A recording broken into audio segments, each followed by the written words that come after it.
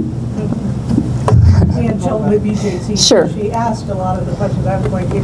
So I'll go to my next one, which is you talked about eliminating the St. Louis earning tax as means for economic development. What are some of your ideas of how that revenue would be supplemented?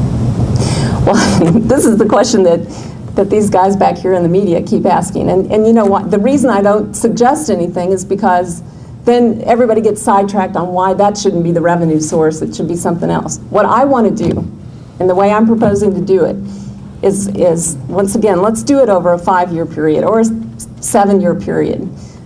Phase it out slowly and responsibly and see what the net effect is on the city. Let's see what kind of economic growth we have. Let's see if we don't attract some more businesses to the downtown area and measure that as we go.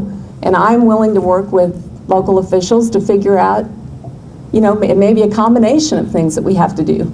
The state may need to, provide a little help as well. But I'm open to all of those things. What I don't want to do is dictate to local officials and people like yourselves who are concerned about the services that are provided here in the city. I don't want to dictate to you all what to do. I mean, I think, again, we should work together to figure this out.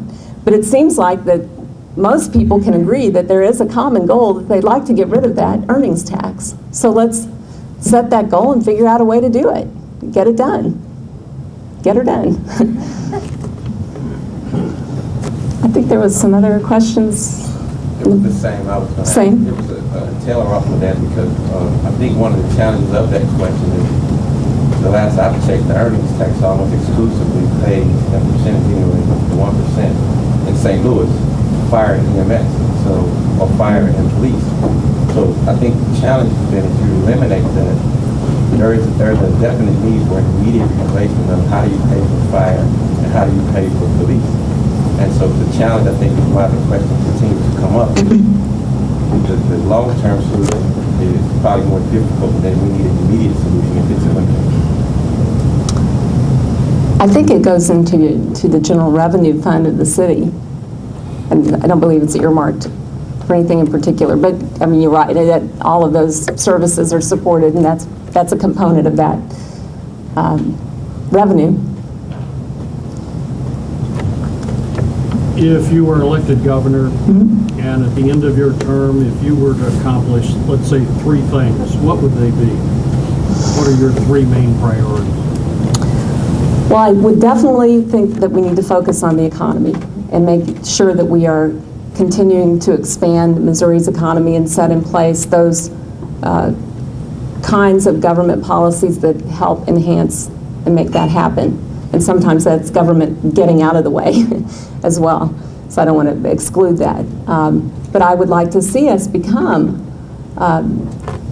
here in the city, an engine, a place where young people want to come back and live. You know, you look at some of the cities around the country and you notice they have large populations of, 25, 35-year-olds that live there.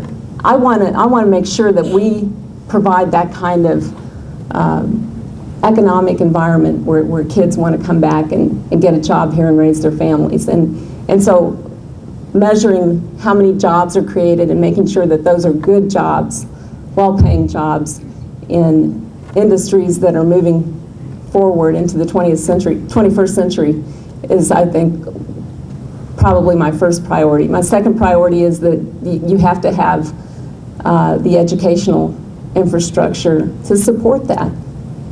And I mean, to me, they go hand in hand. These are, I look at it maybe from a financial perspective, whether it's investing in the infrastructure of this state to create economic development opportunities, or whether that infrastructure is educational opportunities. Those 2 priorities would be my first 2. My third is that, I'd want to make sure that the roads and highways, again, that's part of, it's hard to really separate that from economic development, because all of that infrastructure is so important in making sure we attract jobs. But I want us to have an environment here in Missouri where I think that the people want to live and work and stay and are happy and raise their families and can do what you all have probably done with your own family. So measuring that, I'm not sure exactly how we do that, but if we have more jobs here and more educational opportunities, I think that will result in a better Missouri. So I appreciate your approach of getting people together to talk about and resolve issues. Let's assume that you can do that on stem cells. In the area of life sciences, what would you do to stimulate and support growth in that area? Well, I think some of these, the venture capital tax credits, when you're helping those fledgling industries get started, as state treasurer, I hear this all the time, the problem with access to capital, and it can be a small business that's trying to get started in the north area of the city, or it can be Ameren UE who can't get, who needs to get access to the capital markets on Wall Street. I think it's very important that we close that gap, and whether it's industries that are investing in life science or plant science, same issue. We need to be able to make sure that they have that access to capital without that they can't get by going, down the street to their bank. So I think that's an area that, working together, we can be like some other states who have really moved ahead of us.